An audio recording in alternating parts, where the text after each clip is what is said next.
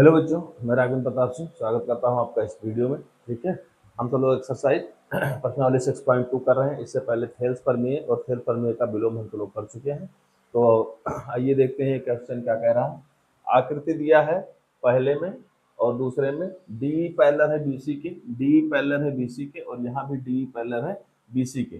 पहले में आपको ईसी ज्ञात करना है, ईसी ये ज्ञात करना है, और दूसरे में आपको एडी ज्ञात करना है, एडी मतलब ये ज्ञात करना है। ठीक है, तो आइए सॉल्व करते हैं इसको।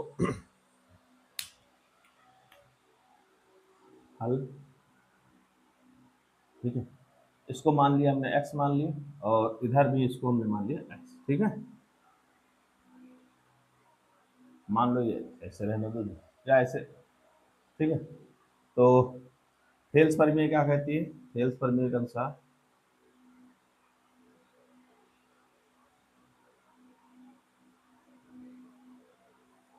थेल्स प्रमेय क्या कहती है कि किसी त्रिभुज की, ठीक है, एक बिंदु को दूसरे बिंदु से मिलाने पर वो तीसरी भुजा के क्या होती है?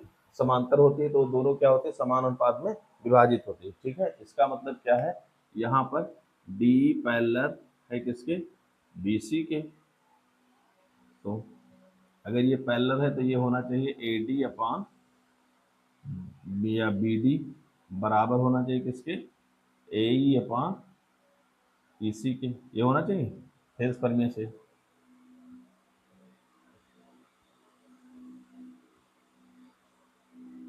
ठीक है, ए डी की वैल्यू है 1.5,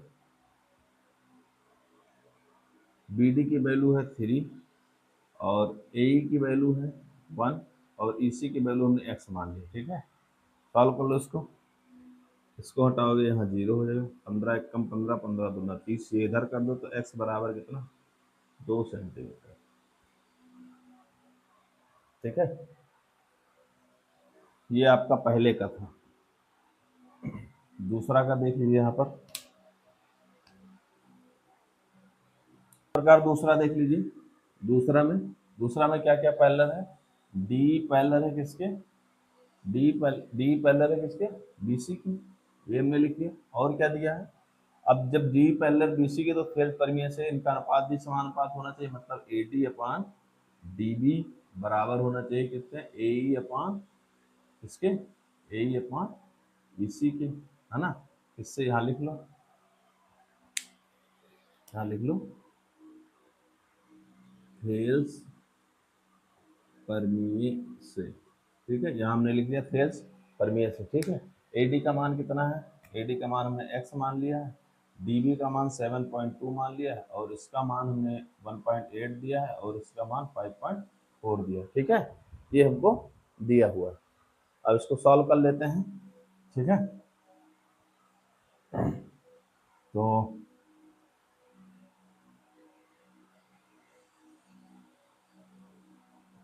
इससे इसको हटाओगे, 18 कम 18, 18 3 54। ठीक है, तो x बराबर कितना होगा? 7.2 अपान 3, है ना? इसे काटो, 3 दूनी 6 और एक उधर चला गया कितना? और 3 चौक 12। तो ये हो गया x बराबर 2.4। मतलब ए डी की वैल्यू कितनी आ गई? 2.4 सेंटीमीटर। तो ए डी की वैल्यू यहाँ पर ई सी की वैल्यू ये आ गई और यहाँ पर ए डी की वैल्यू 2.4 आ गई, है ना? समझ आएगा? ठीक है, देखिए ये दूसरा क्वेश्चन है, देख लीजिए। कह रहा है किसी पी क्यू आर, कोई त्रिभुज बना रहा है पी क्यू आर, जहाँ हम बना दे रहे हैं, देखा जाए। ये पी मान लीजिए, ये क्यू, पी क्यू आर में पी क्यू और पी आर पर क्रमशः पी क्यू पर क्रमशः बिंदु ई, ये ई है और इस पर एफ है ना? और इसको मिला दी। ठीक है, स्थित है निम्नलिखित में से प्रत्येक स्थिति के लिए बताइए क्या ई एफ, मतलब क्या ई एफ क्यू आर के बराबर है, वो पैरेलल है कि नहीं, ये हमको बताना है। तो प्रत्येक स्थिति में पहली स्थिति हमने ली है पीई बराबर दिया है 3.9, ये ले लिया हमने 3.9।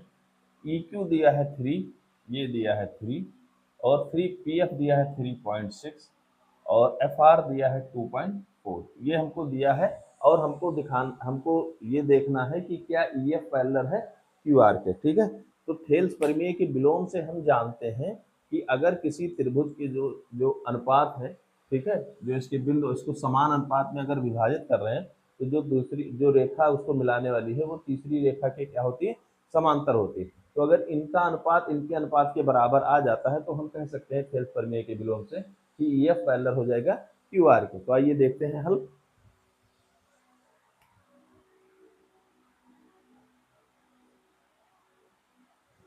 तो इसमें क्या है, देखिए,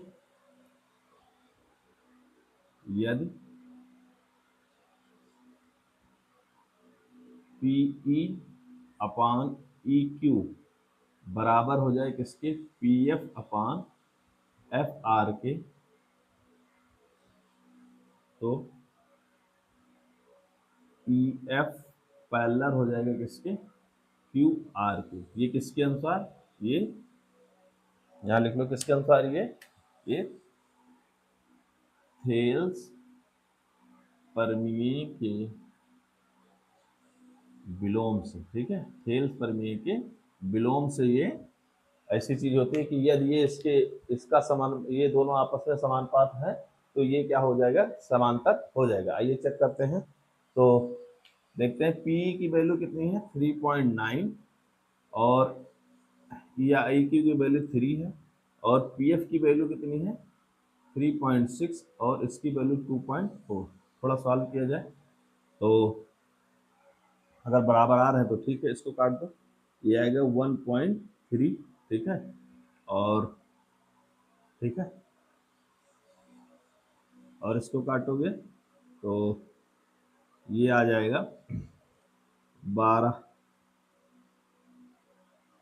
हटा दो इसको, तो ये आ जाएगा आपका 12 दूना 24, ये कितना हो जाएगा 2, और ये 12 3 36, मतलब 3/2। और इसको करोगे तो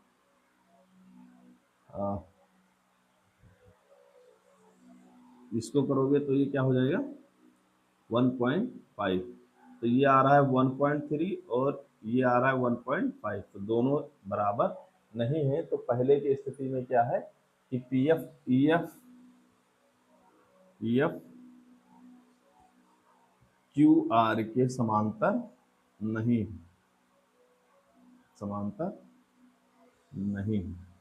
क्यों नहीं है, क्योंकि ये इनका समानुपात आपस में बराबर नहीं आ रहा है, इसलिए ये क्या है, समांतर नहीं है, ठीक है। अगर दोनों का समानुपात बराबर आ जाता है, एक तरफ 1.3 आ रहा है और दूसरी तरफ 1.5 आ रहा है, इसका मतलब ये दोनों आपस में बराबर नहीं है। तो इसलिए यहाँ कह सकते हो कि PE अपान EQ का जो अनुपात है ये बराबर नहीं है किसके, PF अपान FR के। अब बराबर नहीं है तो इसलिए ये कंडीशन हो गई। समझ में आई बात। तो इसके ऊपर डायग्राम के नहीं, इसमें तिरछा जाएगा डायग्राम, तो उस पर नजर रखिए, यहाँ पर देख लीजिएगा। ये दूसरे का दूसरा है, ठीक है, दूसरे का दूसरा है। इसमें क्या गया है, इसमें डेटा बदल दी गई है। तो PE बराबर कितना दिया है 4, EQ दे दिया है 4.5, और ये दिया है PF, ये 8 दिया है, और ये दिया है 9, ठीक है। फिर वही दिखाना है हमको, तो हल में वही लिख लेते हैं। हल इस बार दूसरे के लिए है। तो इसमें क्या है कि वही, अगर यद PE अपान EQ बराबर होना चाहिए किसके, PF अपान FR के, यदि ये बराबर है तो हम कह सकते हैं कि EF जो होगा वो पैरेलल होगा किसके, QR के, ठीक है। ये किससे होता है, ये थेल्स प्रमेय के विलोम से, थेल्स प्रमेय के विलोम से। इसमें ये कहा गया है कि अगर ये दोनों समानुपात बराबर हो गए तो ये जो है क्या है, इनके पैरेलल हो जाएगा। आइए वैल्यू रखा जाए। तो PE की वैल्यू 4 है, इनकी वैल्यू 4.5 है, और इसकी वैल्यू 8 है, इसकी वैल्यू 9, ठीक है। तो सॉल्व कर लो इसको, यहाँ 40 हो जाएगा, 5 से काटो, 5 8 40, 5 9 45, 5 8 40, तो ये भी 8/9 आएगा और इधर भी 8/9, ठीक है। मतलब हम कह सकते हैं कि PE अपान EQ आपस में बराबर है, PF अपान FR के बराबर है। अतः क्या कह सकते हैं कि ई एफ पैरेलल हो जाएगा किसके बेटा, क्यू आर के, किससे, थेल्स प्रमेय के विलोम से, थेल्स प्रमेय के विलोम से, ठीक है, विलोम से ये हो जाएगा। तो इसका मतलब यहाँ पर ई एफ पैरेलल है किसके, क्यू आर के। समझ में आई बात। ये दूसरे का क्या है, ये तीसरा है, दूसरे का ये तीसरा है। इसमें दिया है पीई दिया है, इसमें इसमें पी क्यू दिया है, इसमें पी क्यू दिया है 1.28 है ना, और पी आर दिया है, पी आर दिया है 2.56 है ना, और पीई दिया है 0.18 और पीएफ दिया है 0.36, पीएफ दिया है 0.36, ठीक है। तो पीएफ कहाँ है, पीएफ 0.36, पीई कितना है, पी है 0.1 है, पी आर है 2.56 और पी क्यू है 1.28, ठीक है। देखो इसको हम दो तरीके से लगा सकते हैं, समझ में आ रही बात। तो पहले हम एक तरीका आपको बता दें, देखो हम इधर देखिए, पहले हम समझा रहे हैं आपको हल। हम क्या जानते हैं, हम ये जानते हैं कि अगर भाई पीई अपान ई क्यू बराबर हो जाए किसके, P F upon F R के, है ना, यदि ये हो जाए तो ये हो जाएगा ई एफ अपान ई एफ बराबर पैरेलल हो जाएगा किसके, क्यू आर की, ये हम जानते हैं, ठीक है। लेकिन यहाँ इस बार क्या दिया है, पी दिया है और ई क्यू दिया ही नहीं, ई क्यू दिया ही नहीं। तो इसको या तो चाहो तो जैसे पूरा कितना 1.28 दिया है, इसमें से 0.18 हटा दो तो ये 0 हो जाएगा, ये 1 हो जाएगा और ये 1, ठीक है, समझ में आई बात। तो ये कितना हो जाएगा 1.10 हो जाएगा, ठीक है। इसी प्रकार अगर ये पूरा दिया है 2.56 दिया है और इतना हमको निकालना है तो 0.36 घटा दीजिए, 0 गया और ये कितना गया 2 और ये 2, तो ये आ जाएगा, ठीक है। इस तरह भी लगा कर देख लो। ये मान लीजिए आपका आप कितना होगा, ये पूरा 2 पॉइंट थे तो ये था 2.20 और ये 1.10, ठीक है। तो यही करके देख लो पहले।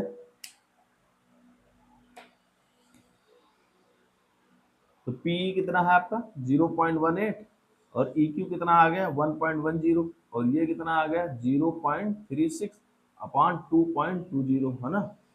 सॉल्व कर लो इसको, ये हटाओ, ये हटाओ, इसमें भी ये हटाओ, ये हटाओ, तो ये कितना होगा 18 अपॉन 110 और ये होगा 36 अपॉन 220, ठीक है।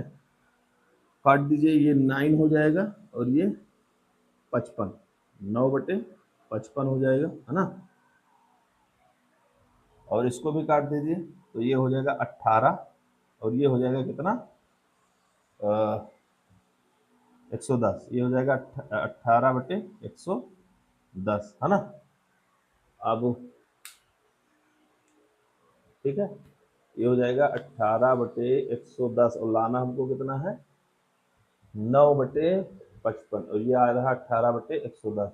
फिर से काट दो इसको, 2 से कट जाएगा तो ये 9 और ये हो जाएगा 55, तो ये हो गया 9/55, ये भी आ रहा है और 9/55 ये भी आ रहा है। मतलब कहने का ये हुआ कि हम कह सकते हैं कि पीई बराबर है किसके, ई क्यू के, और ये पी एफ बराबर है किसके, एफ आर के। अगर ये दोनों बराबर हैं तो हम कह सकते हैं कि ई एफ पैरेलल हो गए किसके, क्यू आर के, ठीक है। ये होगा, समझ में आई बात। देख लीजिए इसको। अब जो दूसरा मेथड बता रहे थे उसको अगर देखना हो तो यहाँ इसको उल्टा कर दो, ये कर दो, इसको व्युत्क्रम कर दो तो ई क्यू अपान पीई हो जाएगा और प्लस का ये हो जाएगा F R upon P F, है ना। दोनों पक्षों में 1 जोड़ दोगे तो ये हो जाएगा, ये हो जाएगा ई क्यू और पीई प्लस का 1 और ये हो जाएगा F R upon P F plus का 1। तो ये एलसीएम लोगे तो ये ई क्यू प्लस का पीई अपान पीई हो जाएगा और ये हो जाएगा एफ आर प्लस का पी एफ अपान पी एफ, है ना। तो ई क्यू और पीई,